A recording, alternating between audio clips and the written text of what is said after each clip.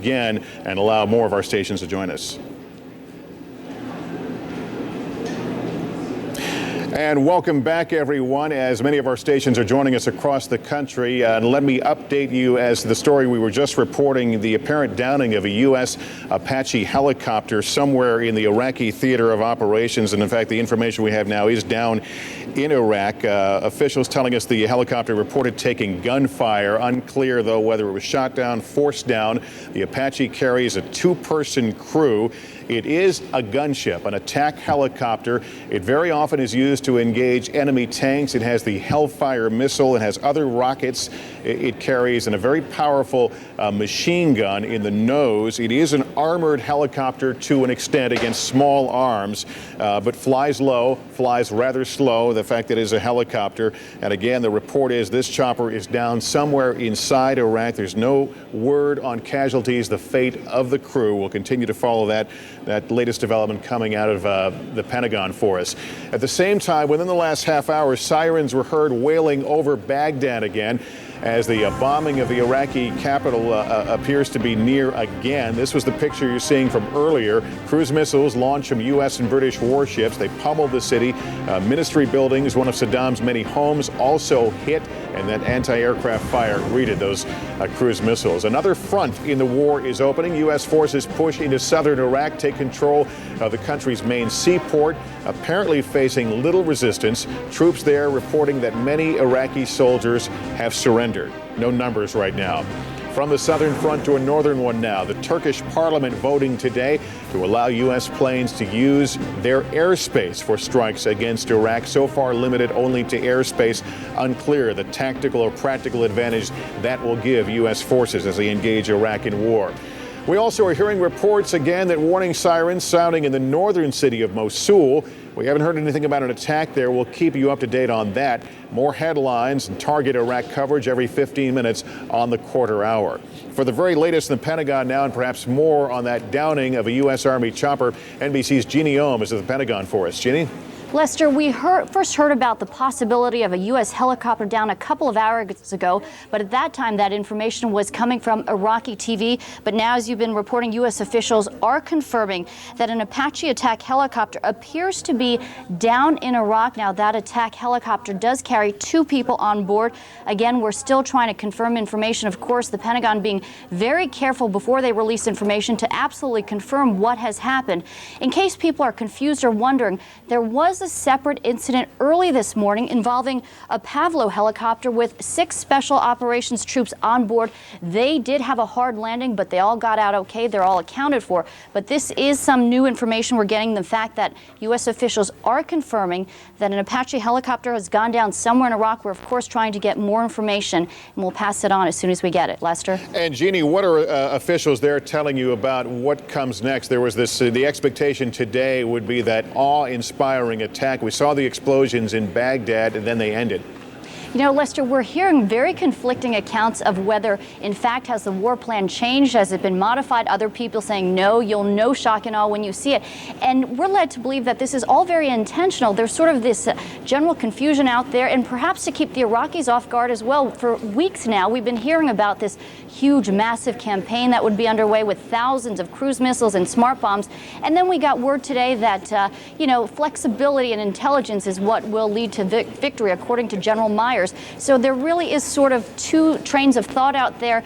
Could it have happened yet, or is it being modified, or will we see it then? So it's very unclear at this point. But again, U.S. officials are telling us that they do have quite a lot of firepower available for when there is a massive air assault, if you will. We should also point out, regarding that second round of attacks, we do know now that the Tomahawk cruise missiles came from 2 British submarines as well as 2 U.S. submarines. In yesterday's attack, they came from 6 naval warships, and a total of 40 Tomahawk cruise missiles were learned. They're not releasing exactly how many were used this time around. Lester? All right, Jeannie Ohm, thank you very much. And to follow up the British involvement, this report comes from Al Jazeera, and we've not independently confirmed it, but the report he's getting from Al Salihah Air Base in Qatar is that the Al Faw Peninsula has fallen under the control of British forces. So we'll continue to follow that development. We're also getting word here that sirens may be sounding in Kuwait City again. The element of surprise, the anxiety of the unknown certainly works both ways in this, even as we've heard sirens in Baghdad and acknowledge the restless nights folks there are living through. The folks in Kuwait equally on edge. We can tell you that the two missiles that were fired toward Kuwait, the U.S. government military is now confirming were down by Patriot missiles, certainly updated Patriots from what we saw in the Gulf War. I want to talk right now to MSNBC military consultant, retired Army Colonel Ken Allard, who joins me here on the set. The sirens that we're hearing in Baghdad, other places, jitters? Absolutely. Just not. They're not seeing anything on radar, but hearing, perhaps. Well, you want these guys to have all the jitters in the world, and there's a certain amount of nerves that go on anytime that you're into this kind of situation. So I don't expect to see anything other than what we're seeing right now. You will see these kinds of sirens going off. They could be activated simply by the Iraqis turning on their radar to find out. Is that a drone, or is that a B-2 bomber on the headed back in on us? Let's talk very quickly about this report of an Apache helicopter down. Obviously, casualties we all know are a part of war. We don't know the status of the crew, but tell me a little bit about this chopper and the risks that it takes in its mission. Lester, it's a flying tank. I operated with those things continuously the entire time I was in Bosnia. In fact, I don't think I ever flew without one of those guys sitting on my six, simply because of the fact they are an extremely deadly fighting machine during the Gulf War. That was when they really had their debut, and they were extraordinarily deadly. They are a highly capable tank killer. It used to be said that the best tank killer was another tank. Well, now we have the Apache, and that is the thing that does the job superbly well. And it's especially important when it's operating in close concert with light infantry. Let me interrupt you. Peter Arnett is on the phone now for us. Peter Arnett from National Geographic Explorer, also helping out MSNBC. What are you hearing and seeing, Peter? Yeah, well, Lester, we're looking across the Tigris River about a mile away to the burning wreckage of the office of Qusay Hussein, the President Saddam Hussein's younger and favorite son. He is in command of security intelligence for the country and also the commander of Baghdad defenses. His office was hit 3 hours ago. It's been burning steadily ever since. Now, in addition, Lester, Iraqi television announced just recently that there was a helicopter shot down, they claim a Sikorsky, they said, at the western border of Iraq. That would be near the Jordanian border. That is Iraqi television. Maybe that can give you some enlightenment about that chopper you've been talking about. Peter, I'm going to ask you to stay with us. I need to ask you to pause just for a moment, Peter. We need to go to Kuwait where the air raid sirens are sounding again. Don Teague, tell us what's going on. And I'll apologize for that loud noise right near. Now, the good news is what we're now hearing is the all clear siren. About 5 minutes ago, the air raid sirens going off here again in Kuwait City. We put our masks on and people went for cover. But again, as you can hear right there, that's the all clear alert now being sounded here. So whether or not it was a false alarm or whether or not there was another incoming missile that was perhaps intercepted by a Patriot, we don't know at this point, but getting it all clear right now in Kuwait City. And that's what we want to hear, the all clear. All right, Don, we will continue to check in with you. Let's go back to Peter Arnett now in Baghdad. Peter, is there any sense of, do we know what was hit in that last attack of a few hours ago? Well, certainly the main office of Qusay Hussein, who's President Saddam Hussein's younger favorite son. He is running the security intelligence departments for the country, also recently named to be in command of the defense of Baghdad. That big office building wiped out in the attacks 3 hours ago. That adjoins the former office of Tariq Aziz, plus a parliamentary cabinet building. Another office just opposite us here in the presidential palace compound, apparently another intelligence building. Now, the Iraqi television recently reported that one of the targets today, they didn't say when, was the home of Saddam Hussein's wife, Sajida, and his 3 daughters. They say that was destroyed, but the family did reach safety. Other than that, it's not been easy to identify other targets hit tonight, Lester, but we have noticed in the course of the past 3 hours extended periods of anti-aircraft fire in the far western suburbs of Baghdad. So that is where Republican Guard units are based and presumably some anti-aircraft weaponry. Right now, though, for the past 20, 30 minutes, there has not been one anti-aircraft shot into the air. So it is quiet But again, air raid sirens about 15 minutes ago, and the Pentagon is reporting that these attacks against Baghdad will continue during the night, Lester. And Peter, I want you to pause, if you can, just one more second, because I've got some positive news regarding that Apache. U.S. officials now say the preliminary reports regarding that downed Apache helicopter, it did take gunfire. It made what they described as a hard landing. Apparently, though, was able to take off again and return to the flight. Everyone on board is reported to be okay on board that Apache. Let me go back to Peter Arnett now, based on that good news. Peter, tell us what happens on the streets of Baghdad during these attacks. Well, what is very different from the 1991 Gulf War, Lester, is that the lights of Baghdad are burning. The palace, when I say burning, they are lighted. The palace itself, the presidential palace compound, a very large area of buildings and parks, also well lit up. Our hotel lighting hasn't been turned off. So clearly, no utility targets hit tonight by this limited air raid that came earlier in the evening. The city itself, a few police cars driving around, but really nothing else. The population is hunkered down in their homes, presumably. What we have seen earlier, many troops in the streets around government buildings and manning bunkers, but otherwise the Tigris River flowing past us just a few feet away, placid, as is the city right now. Lester. You had recalled during the last attack, you recalled hearing low-flying aircraft. Were you able to get a glimpse of what apparently were the Tomahawks at all? No, we didn't see them at this point in time. It is dark, and they were presumably the weapons that we used to knock out the buildings in downtown Baghdad. We did not see any tonight. In the past war, in the Gulf War, we did see them during the daytime, but certainly not tonight.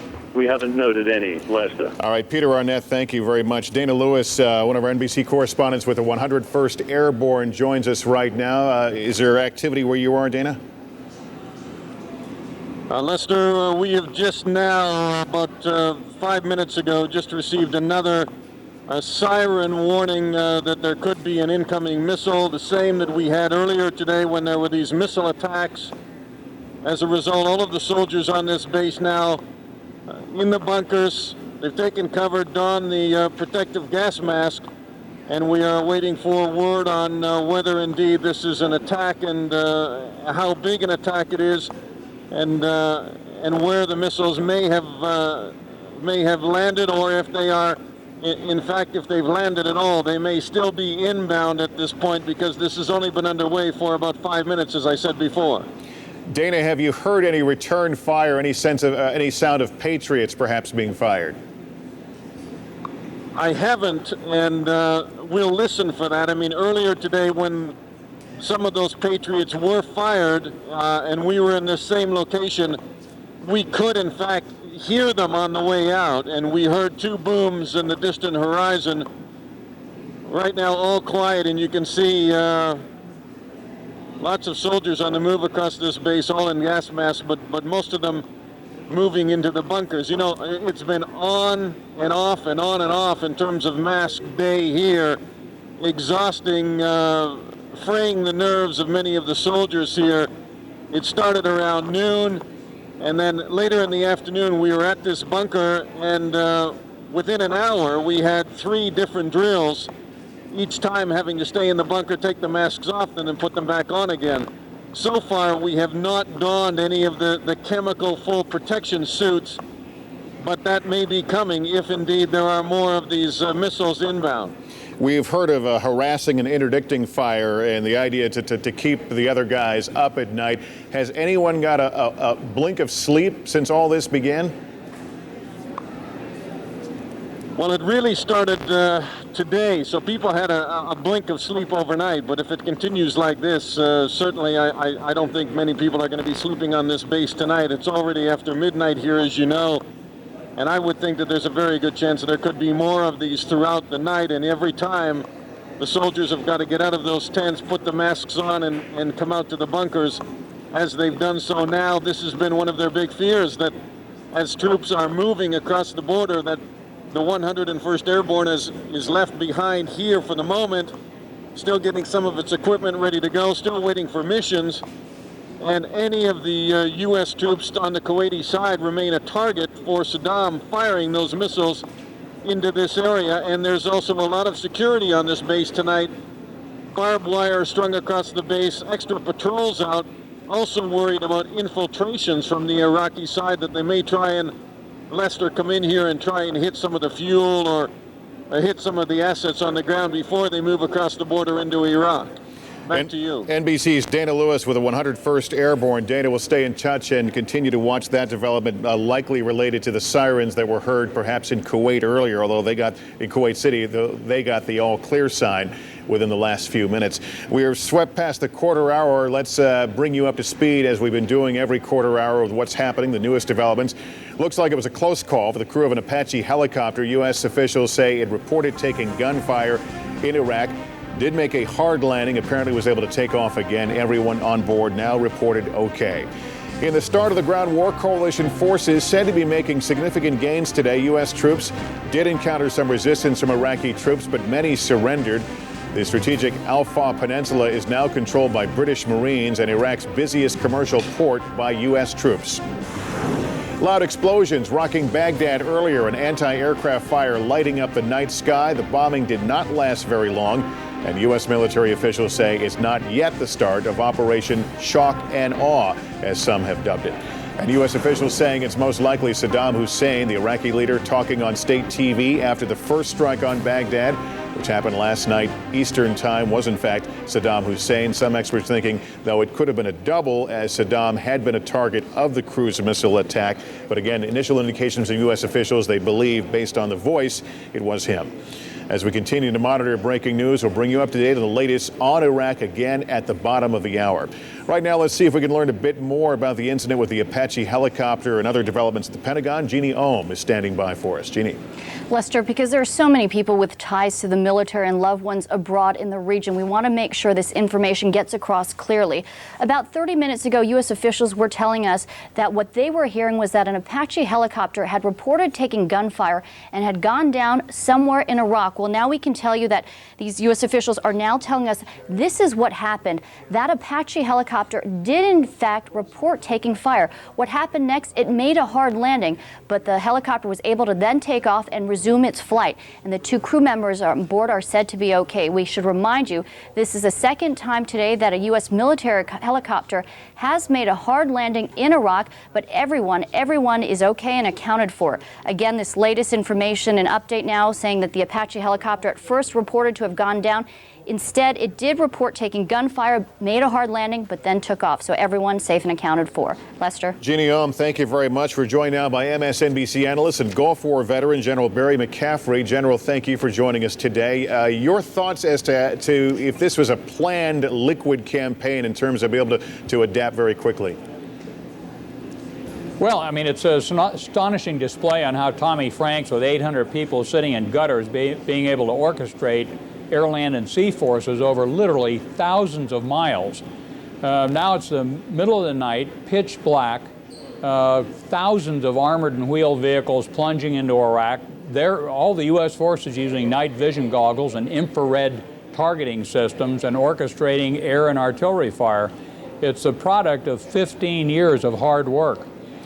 General, we have talked about psychological warfare with regard to what the U.S. has been doing to Iraqi soldiers. Does it work both ways? Dana Lewis reporting that a lot of anxiety among troops as they constantly move to the bunker and have to don their chemical protective gear.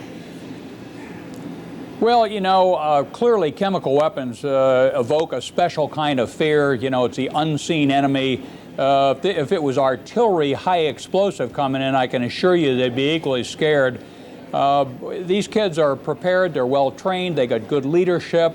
I wouldn't want to overstate the degree of fear. They're going to have 2 more weeks of this minimum, maybe 3 or 4 weeks, existing on 1, 2, or 3 hours sleep every 24 hours. But to the extent that in some cases they are in fixed positions, are they more vulnerable right now? Well, not compared to somebody driving a Bradley fighting vehicle who's out there in the dark right now engaging potentially Iraqi tanks. So, yeah, they're at risk. This entire theater of operations is going to stay dangerous to terrorist attack, to Scud missiles, chemical weapons. but they'll do okay. The Iraqis have wildly inaccurate missiles. The PAC-3 Patriot, as we're hearing, is going to work just great.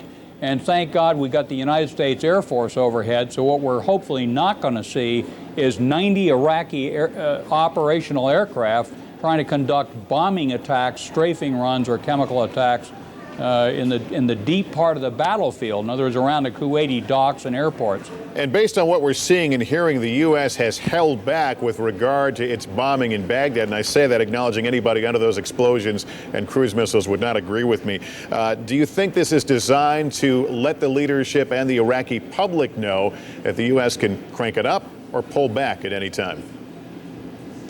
Well, I think probably more importantly, Lester, we went through some of the targeting procedures and the attempts to avoid so-called collateral damage last week in the Pentagon with McChrystal and the guys that are running this campaign. Enormous efforts being made to determine what the targets really are and go after those targets. So, there's more than 7,000 sites that are protected areas that we're going to try and not hit. As Lieutenant General Mike Short's been saying on the show, you can probably never lose the war because you didn't drop one bomb, but you might lose it because you dropped the wrong bomb. And I think that's the way they're going into this. Isolate the leadership, go after the sources of support for Saddam Hussein, nail the command and control system for the Republican Guards, the 6 divisions that are keeping this cruel regime in power. And I think that's what they're trying to achieve. All right, General Barry McCaffrey, I always appreciate your insight. Thank you for joining us. Another story that we've been bringing you today, as the U.S., of course, on alert for terror. We've learned the FBI is on the hunt. A gentleman they'd like to speak to who they believe is an al-Qaeda operative in the United States. They put out the word today that they were looking for Adnan el-Shukr-Juma, a 27-year-old man from Saudi Arabia. We're now told there was a raid that took place in the hunt for him in Miramar, Florida, and Mark Potter is there now to update us on that story. Mark? Hi, Lester. Well, earlier this afternoon, federal agents came to this house, indeed, in Miramar, Florida, which is near Fort Lauderdale, looking for a man described as Adnan G. el-Shukr-Juma. He is said to be 27 years old, either from Yemen or Guyana, and he is believed by federal authorities to be a major operative of al-Qaeda, perhaps on the level of Mohammed Atta. Now, the agents came to this house and spoke to a man who told us that he is Adnan's brother, and who claims that Shukr-Juma has not been in the United States for several years, that he is in Morocco with his family. But sources tell NBC News that they believe that Shukr-Juma was in the United States perhaps after September 11th. They do not know, however, whether he is still in the country. Their biggest concern, though, is that they believe that he may now be involved in plots on a large scale to put together attacks either here or abroad for al-Qaeda, and they certainly want to pick him up just as quickly as they can. Now, in a bulletin to law enforcement officials around the country, federal authorities are describing him as a pilot, a man who went to flight school, who speaks English flawlessly, and who travels on multiple passports and uses different names. Perhaps he has come in and out of the country. Again, they don't know that. The one thing that they do want to say is that there is no specific information now on a threat that can be linked to this man, but again, they want to pick him up because they believe that he may be planning something, and they believe that he is highly placed in al-Qaeda, information that has been developed rather recently by intelligence officials, in part through interviews that they have done with other captured al-Qaeda operatives. Now, the agents were here in this house for about an hour, and then they left, but they are still in the neighborhood. In fact, looking down the street, I can see them gathered about 4 houses down. They've been going up and down, apparently canvassing this middle-class neighborhood, which also contains a mosque. The brother, by the way, says that his brother, Shukr-Juma, is not a pilot. In fact, he laughed at that when we asked him about it. He also said that he is not a terrorist, but law enforcement officials are quite serious about finding him. They are still here in the neighborhood, and they are saying absolutely nothing to us publicly about why they are here. Lester, back to you. All right, Mark Potter, thank you very much for the report out of Florida regarding the hunt for an al-Qaeda operative believed to be in the United States. The offensive now back to Iraq is being coordinated at the U.S. Central Command headquarters in Qatar. We'll be going there a bit later to get an update, but right now we want to get a sense of what is being said and heard around the world as the U.S. continues its war with Iraq. And for that, we go to Natalie Morales. Natalie. Lester, I'm monitoring the listening post on Iraqi television as well as Al Jazeera television, which is independently owned, but Iraqi television is state-owned, so very much under Saddam Hussein's control. It's broadcasting little to nothing of the images of war that we've been seeing, the air raids 2 hours ago, but it is reporting information which is not confirmed yet by U.S. officials. They say 72 cruise missiles have been fired on Iraq so far, although they report some were intercepted, and they're also reporting that 4 Iraqi military officials have been killed, 5 others wounded. Again, we do not have confirmation of that from military officials. From what we've heard, there have also been no reports on Saddam Hussein's condition or that of his top leadership. And as we've been reporting, U.S. intelligence officials believe he and some of those under him, including perhaps his 2 sons, may have been wounded in that initial raid last night. Iraqi TV is also not broadcasting any alerts to its civilians. In fact, the Iraqi Interior Minister Mahmoud al-Ahmad, who was interviewed earlier, tells the Iraqi people and shop owners to get back out on the streets and to open their stores to get back to normal life. Of course, we know it is very far from that, but here's more of that interview translated by MSNBC Al Jazeera translator Jacob Kariakis. There will be a great celebration, and our people will sing and dance over the dead bodies of the evil ones that will be scattered all over Iraq. Iraq will be a furnace to those evils. The evil ones he's talking about being the U.S. and our allies. And he goes on to say that Iraq has its own plans, quote, to crush the aggressors. On the other hand, Qatar-based Al Jazeera, which is independently owned, it's a 24-hour Arab news station. It's showing the live pictures and images similar to MSNBC. In fact, we've been showing some of their pictures as well on our air. Coverage much more comprehensive with a sampling of Arab and world opinion, although not completely objective, we should point out. But like MSNBC, it has correspondents all over the region reporting details about the attacks. One of their correspondents in Baghdad, another in Basra, others along the Kuwaiti and Iraqi border and along the Turkish border. In fact, they just reported a couple of minutes ago that an area along the Iraqi-Kuwaiti border, Al-Fal, has been taken over by British special forces. We do not, though, have confirmation of that from military officials. But interesting to point out also that Al Jazeera even carried the White House briefing by Ari Fleischer live. So a sampling of some of the reaction and the coverage of the Arab world region, Lester. And of course, we're going to continue to monitor it and bring it more to you. All right, Natalie Morales, thanks very much as we get a sense of what is being heard and said around the world as the war continues. Welcome back to our coverage. We are nearing the bottom of the hour. I want to bring you up to speed with what's happening. Sirens wailed over Baghdad earlier as the bombing of the Iraqi capital continued for a brief time today. There were cruise missiles launched from U.S. and, for the first time, British warships pummeling the city. They hit several ministry buildings and one of Saddam Hussein's many homes.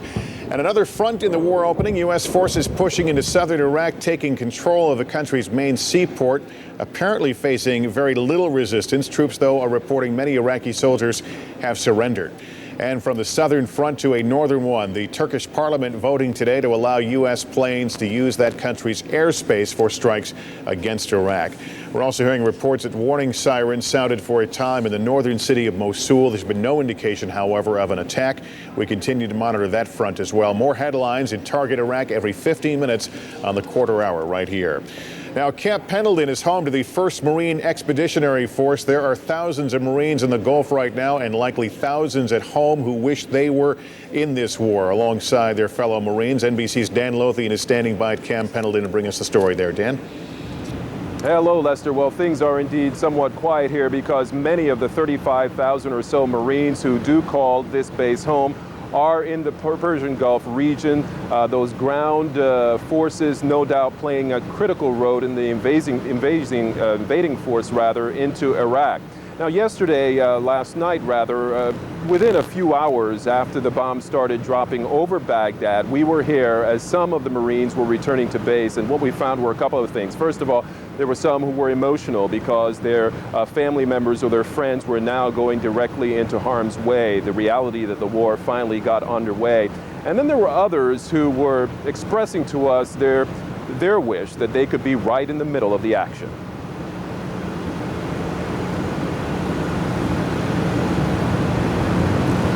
All right, NBC's Dan Lothian at Camp Pendleton. Dan, thank you very much for that report. As Dana Lewis, we checked in with him a short while ago with the 101st Airborne Division. We last saw you in the gas mask. It is now gone. I guess that means it's all clear. It is all clear, and just moments after we cleared, I can tell you that we've just seen flashes in the night sky above us. At first it looked like anti-aircraft fire. It was not, certainly. But it appears to be climbing. It's hard at night to get a sense of whether it's climbing or outbound, but in the end, some of the soldiers here think that they may have been Tomahawks heading in the direction of Iraq. They did appear to be climbing out towards the northeast. We could just see a trail behind them, so they may have been missiles that have been fired off some of the ships at sea heading for Iraq and climbing out through the night sky, heading northeast towards Iraq. All right, Dana Lewis, and in terms of what triggered your gas mask alert, do we know what that was? We don't. I literally just, we were sitting, I had just walked into one of the command centers here to talk to one of the commanders, and suddenly the alarm went off. That they have been paged by the Central Command, indicating that there may have been missiles inbound, and we went into the bunkers. We weren't in there very long when they set the all clear. I guess we were probably in there 10 or 15 minutes. And then just as I was walking back to try and find out what had happened, that's when we saw these flashes in the night sky. And we were, the cameraman, Bill Angelucci, was able to get some of that on tape. We'll try to feed that to you very soon so that you can see it and perhaps play it back at that point. But it looks like those missiles, if indeed they were Tomahawks, headed towards Iraq. And that is the first that we have seen of those so far. And we have been told that we will see many more of them on this night and other nights as they pass maybe just a few hundred feet above our heads, heading from the ships at sea towards Iraq. All right, Dana Lewis, thank you. It is a little after 12:30 in the morning in that part of the world. If those were Tomahawks, if they are headed for Baghdad, where our camera continues to train on the Baghdad skyline, and you'll see anything that happens right here. It would be, in fact, the second attack of this night in Baghdad, if that is what is underway right now.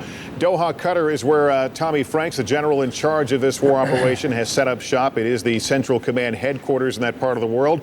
Rob Morrison is standing by to update us on what's going on there. Rob? Well, Lester, whichever battle plan is actually in effect, whether it's the slow incremental buildup that we heard it might be, or whether it's a prelude before the shock and awe phase that we've heard about, whichever battle plan is in effect, military officials I've spoken to here seem to think that we're still in the preparatory stages of this attack on Iraq. And they talked to me about preparing the battle space and how the military would go about preparing the battle space. And they say it's like playing a game of three-dimensional chess, if you will, with all your layers, all your components, the air component, the ground component, the maritime component, and every move you make affects the other layer of the operation. They say they think that's what's going on right now.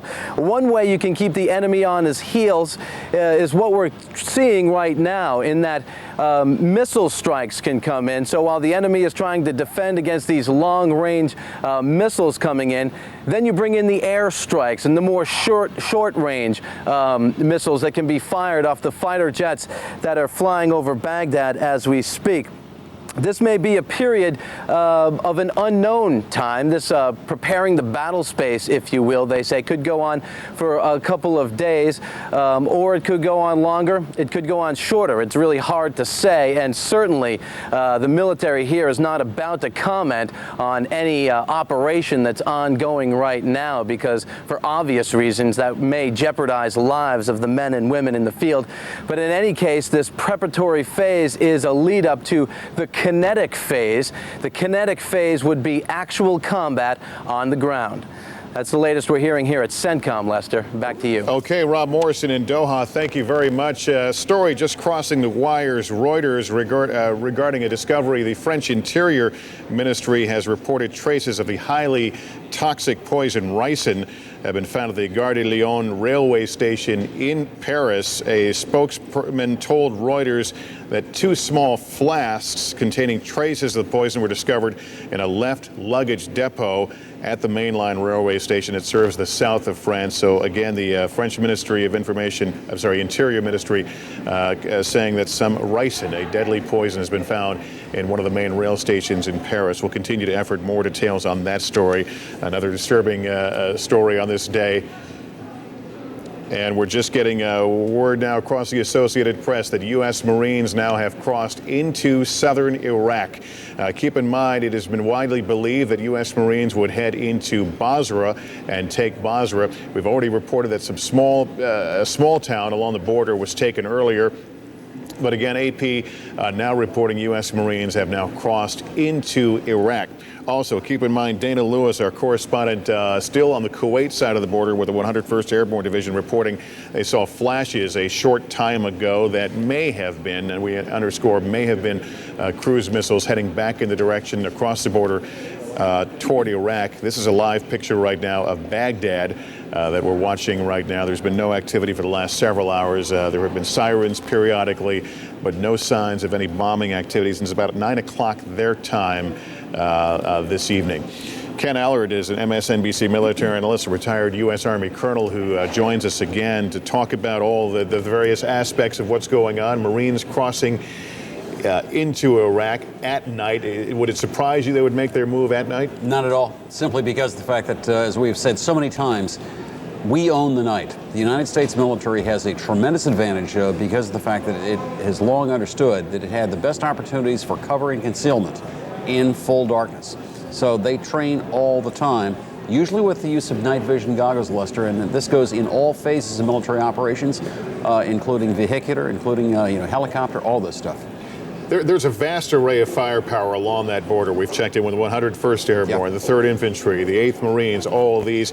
Is it a safe bet that the Iraqis don't really have a clear picture as to, clearly they watch the news, they know who's there, but in terms of where they are and where the real action is going to come from? I just have to tell you that you can watch the news all you want to. When you're talking about a military force that is lined up opposite you, particularly in a fairly vast desert there, understanding where they are at any given moment is a huge problem.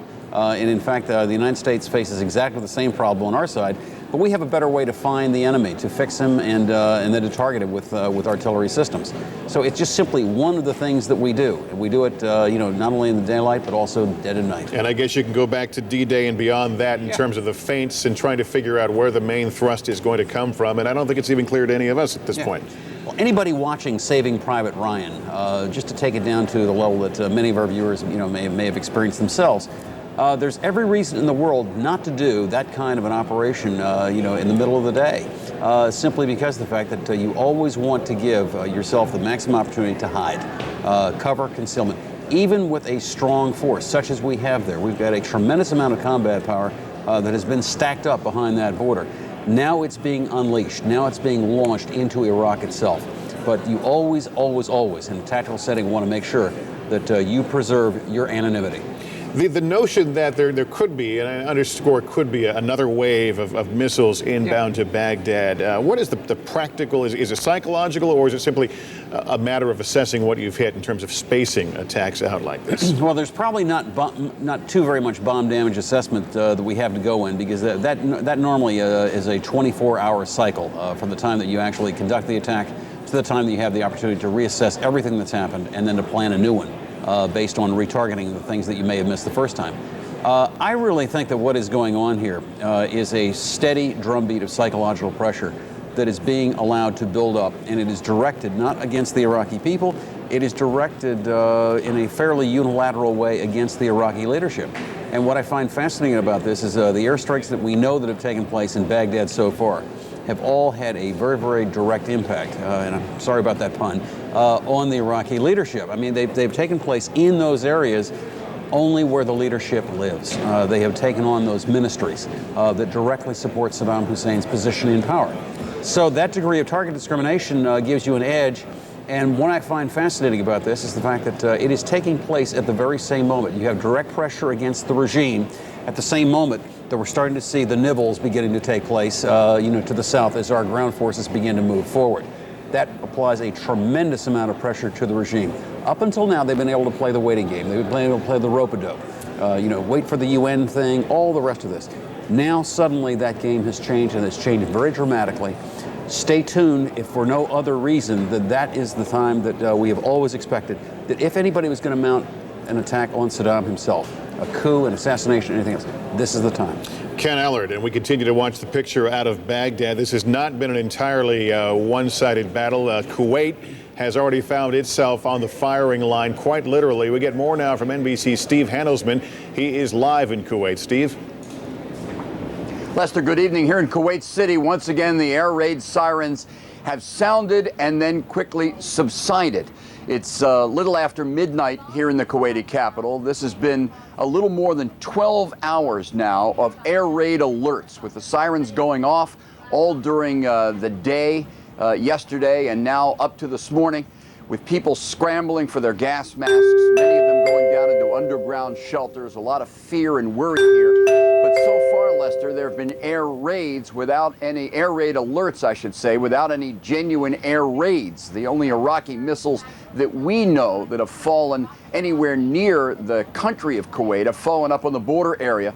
Apparently efforts by the Iraqi army to target U.S. and British forces massed up there. And we should point out that even though those forces quite appropriately went on full chem and bio alert, donned their suits, put on their gas masks, so far as we know, again, there have been no Iraqi chemical or biological weapons attacks. That's good news, as is the news that the Apache helicopter, Lester, that was reported downed after taking Iraqi enemy fire, was not in fact shot down. It made what we were told was a hard landing. The crew assessed the condition of the aircraft, was able to take off again and get back up in the air and presumably either back to the battle or back to its base, presumably in northern Kuwait, safely, Lester. So far here, a lot of fear, a lot of concern, but apparently not a lot of genuine danger, and that's good news. But a night of high anxiety. Steve Handelsman, thank you for the report from Kuwait. Again, that's Baghdad on the right of your screen.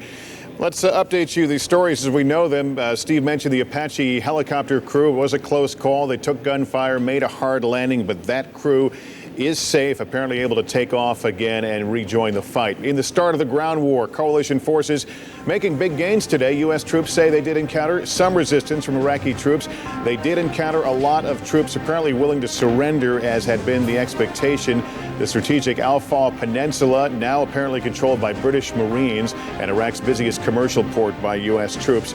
Loud explosions rocked Baghdad earlier, and anti-aircraft fire lit up the night sky. The bombing did not last very long. U.S. military officials say it's not yet the shock and awe that has been promised. That, they say, is still to come.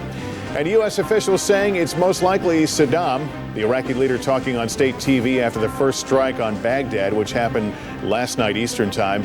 Some experts thinking it may be a double, as Saddam had been a target in the cruise missile attacks, but the early indications are from voice analysis it was him.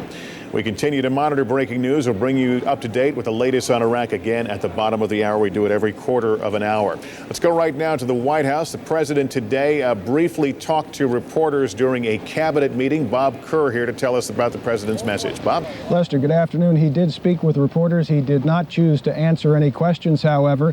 It was a meeting with his cabinet a little while ago here at the White House, an important public show of resolve, if you will, for the president and his administration, as well as a chance for his non-national security related cabinet members to be briefed by the likes of Defense Secretary Rumsfeld and Secretary of State Powell. That occurred here at this cabinet meeting a little while ago. This is a bit of what the president had to say. This cabinet is confident about the future of our country. We're confident we can achieve our objectives. I'm grateful for their service to their country. The president, we're told, is calling foreign leaders today on an interesting day. Reaction from many, many world capitals very negative to the attack having begun last night. We knew in advance, obviously, that a lot of those nations weren't going to like it. White House telling us that the president understands what people are saying about it, appreciates their views, disagrees, and won't be deterred from his mission.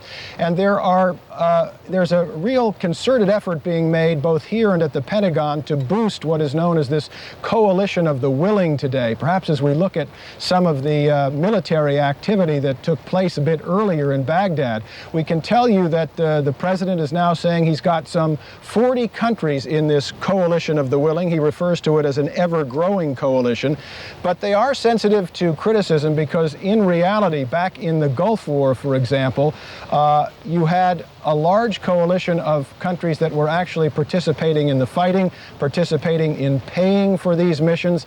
That is not the case this time in terms of troops actually doing the fighting. It's the U.S., Great Britain, and Australia pretty much alone, although there are other countries playing supporting roles. Another thing that is interesting to note today, both here and at the Pentagon, is another attempt to reach out to Saddam Hussein and say, look, it's not too late. We would welcome your exile. Here's Ari Fleischer. We have that sound from Ari Fleischer about the exile? No, we don't. Well, what it is the same point the administration was making yesterday, which is to say that people in Iraq, from the leadership on down, ought to realize that to avoid a war, they still have open to them the option of leaving the country. He's urging the generals and the top people around Saddam Hussein not to fight for what they call a dying regime, Lester. All right, Bob Kerr at the White House. Bob, thanks very much. On the streets of many American cities, it is clear this is a country on war footing based upon the increased and very visible security that we've seen in many spots today. Dan Abrams, NBC News chief legal correspondent, is here with more on the Homeland security situation. Dan? Well, Lester, so far all calm on the home front. So far so good, but there are a number of stories we are following in connection with home front security and the war on terror. First of all, this just in the last half an hour or so, the fact that the French Interior Ministry is saying the traces of the highly toxic poison ricin have been found at the railway station in Paris in 2 small flasks at the left luggage depot found there by railway workers. Steve Emerson is our terrorism expert. Steve, what to make of this? I mean, keep in mind the last time we heard about ricin as a poison was, I think, those 3 guys in London who were charged with conspiring to make chemical weapons when they found a sort of ricin making plant, effectively, in their home. What to make of this? Well, what's interesting is that the guys who were arrested originally in London actually had been arrested as a result of arrests made in Paris earlier on, so it looks like it's coming full circle. If, in fact, it is confirmed that these were flasks with ricin in it, obviously it was deliberately left there for someone else to use and pick up, and not for some type of medicinal way, but presumably for a terrorist purpose. It's very, very alarming if it turns out to be absolutely true. But again, we should keep in mind that what we know is that there were traces of ricin found. And again, this wasn't found today. It was found back on March 17th. But ricin, while very poisonous, is difficult to use as a weapon of mass destruction, is it not? Yeah, well, you can't really disperse it, and it depends upon actual contamination, and you have to have exposure to it directly, and even then, if you get treated immediately, you can take care of it. So it's not like something where you can just spread it around in an aerosol can or use some type of crop duster. It really does not have that capability of being widely diffused like that. I think the most well-known case of using ricin as a poison was a Bulgarian dissident who was killed with a specially formulated umbrella, which was used to inject his leg with ricin. All right, let's talk about another big issue in the war on terror, the fact that the FBI issuing a worldwide alert today for a man, at least one of his names, Adnan el-Shukrujima. You've been looking into this. The FBI really want to talk to him. They say he's a pilot. They say he's an al-Qaeda operative, last seen in the Miami area. What else do you know? Well, the story was broken on NBC by Pete Williams several hours ago, and confirmed obviously by the FBI and the alert that they've issued, reveals that there is somebody who was trained as a pilot, actually trained in the United States, lived in the United States for some time. His family is still here. He trained in Saudi Arabia. He took bayat for bin Laden. That is, he actually made an oath of allegiance to bin Laden himself. He is known to be a member of Al-Qaeda and was identified by U.S. intelligence as somebody who is, quote, armed and considered dangerous. And he's likely to be involved in some type of plotting right now in terms of trying to attack the United States. His whereabouts are not known.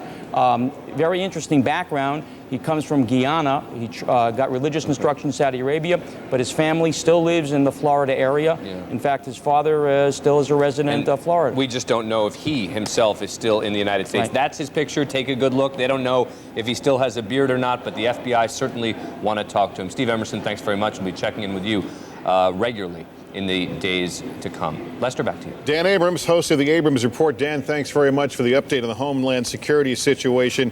The President Bush ultimately led America into this war with an approval rating more than 60%. He also was backed by a congressional resolution. Only one Republican did not go along with that resolution. And we're joined now by Senator Lincoln Chafee of Rhode Island. Senator, thank you for joining us. My pleasure. What are your thoughts now as America is engaged in this war that you so opposed? Well, I do assume that we're going to be successful. Secretary Powell testified to one of our Senate Foreign Relations Committee that the Iraqi army is a third of what it was during the Gulf War, and that was over quickly. So with that, I think we can assume that this should be very successful. We're certainly praying and hoping it is. What do you take from the fact that the air raids in Baghdad so far have been rather isolated and pinprick, if I can use that term? Well, I do think that we're going into this with a lot of knowledge and superior firepower. And as I said, I think we've got a lot of armaments on our side, and we're prepared to be very, very victorious. And I think that's the direction we're going. You sound upbeat, and you seem to be convinced that the goals will be attained. But is your opposition to the idea of going to war still as firm? Yes, I think the fracturing of our hard-fought alliances that we built up over the last 50 years are a serious ramification to the overall fight against terrorism and the continuing challenges we're going to have, whether it's in Afghanistan or North Korea. We're going to need our friendly countries helping us, and not only with North Korea and Afghanistan, I said, but fighting terrorism around the world. Do you think the extent of damage, if there is, in that relationship will depend on the length of this conflict and how quickly the U.S. can be successful? I think a lot of it has to do to how we conduct ourselves, the attitude we have with these countries. And there are serious rifts right now. It can be repaired with good diplomacy, and I hope we return to that. Certainly some of the provocative language has been very harmful. And what about your language? Are you ratcheting it down because U.S. troops now are on the line? Well, yes, I'm very concerned. I continue to express my opposition, but I've said all along I thought this would be successful. It's the long-term ramifications of what we're doing here and the different course we're taking than we've ever taken before with such high visibility in such a country, departing from the United Nations, going in preemptively. These are big departures from how the United States has conducted itself on the world stage for many years. That said, is there a certain part of you that welcomes the fact that there may be an end game, no matter how that end game comes about, to this 12 years of standoff with Iraq? Well, what concerns me most is if the pattern we see applied to Iraq, that is abandoning of our alliances and willing to be very preemptive without any real evidence of weapons of mass destruction. There was a lot of rhetoric, but there was no evidence of weapons of mass destruction. I don't think anyone would argue that. We saw the aluminum tubes, and that turned out not to be really associated with nuclear weapons. And then the talk about the various other capacities for weapons of mass destruction. They weren't proven, but if we see this pattern, and then try to apply it to North Korea, preemptive strikes, abandoning of alliances, we're in for a much bigger scrap as we face North Korea. And are you prepared for the fact that the U.S. could, as a result of this military action, find that evidence that was so elusive to inspectors? That remains to be seen, and then we'll have to decide what kind of a threat it was to us. Are they locally administered chemical weapons that were never really a threat to us here in the United States? And in conjunction with those countries that border Iraq that originally were so opposed to our intervention there, Jordan, even Kuwait, the Turks, of course, the Saudis, all opposed to this from the beginning. And then, of course, they came on our side as the more we pushed it. But from the initial start, they were against us. And how that, whatever we find, how much of a threat it might be, not only to those friendly allies on the border, but to us many thousands of miles away. And Senator, you seem to be rejecting the notion that this was a national security issue. What do you think about the president's, even the name of this mission, Iraqi Freedom, the notion that it will free the Iraqi people?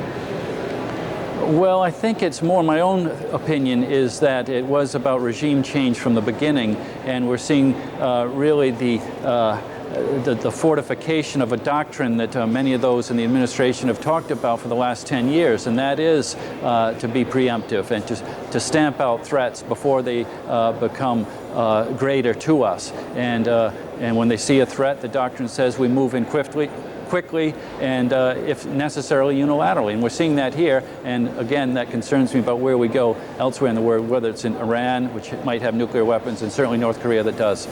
Senator Lincoln Chafee, thank you for taking the time to speak with us today. We appreciate it. My pleasure. This, of course, has, he talked about the potential for division among U.S. allies in Europe. This is a very divisive issue. The United States going to war, to regime change in Iraq. Let's go to Brussels now. NBC's Shelley Smith is standing by. Shelley?